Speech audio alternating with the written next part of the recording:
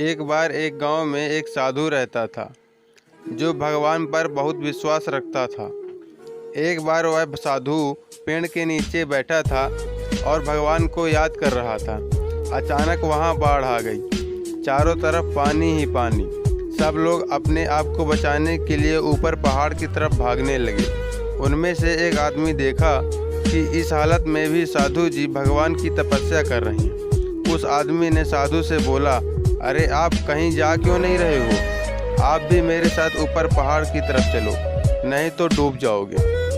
साधु बोले, अरे हमें क्या होगा, मैं भगवान की इतनी तपस्या कर रहा हूँ, मुझे कुछ नहीं हो सकता, मुझे भगवान अपने आप बचाएगा। धीरे धीरे पानी साधु के कमर तक आ गया। अब लोग वहाँ से नाव लेकर निकलने लगे तो उनमें से एक ने साधु से कहा, अरे पानी आपके कमर तक आ गया है, आप हमारे साथ चलो।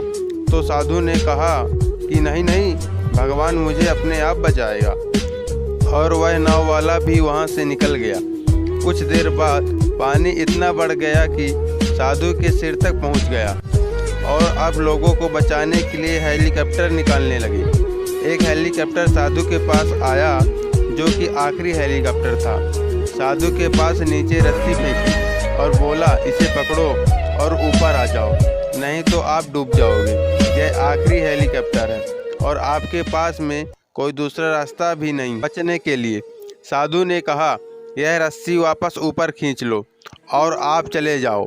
मुझे भगवान के ऊपर पूरा भरोसा है, वह मुझे बचा लेगा। पानी काफ़ी ऊपर आ गया, पेड़ डूब गया और साधु की भी डूबने से मौत हो गई। मरने के बाद साधु भगवान के पास गया और बोला, हे भगवान, मैंने पूरी ज़िंदगी आपकी तपस्या की, मैंने सारा जीवन आपकी आराधना करने में लगा दिया, फिर भी इतने भरोसे के साथ इंतज़ार किया कि तुम मुझे बचाओगे, लेकिन वहाँ मेरी डूबकर मौत हो गई और आप नहीं आए, ऐसा क्यों? भगवान बोले, मूर्ख इंसान, एक नहीं 3 बार आया था, वो तीनों बार मैं ही तो था।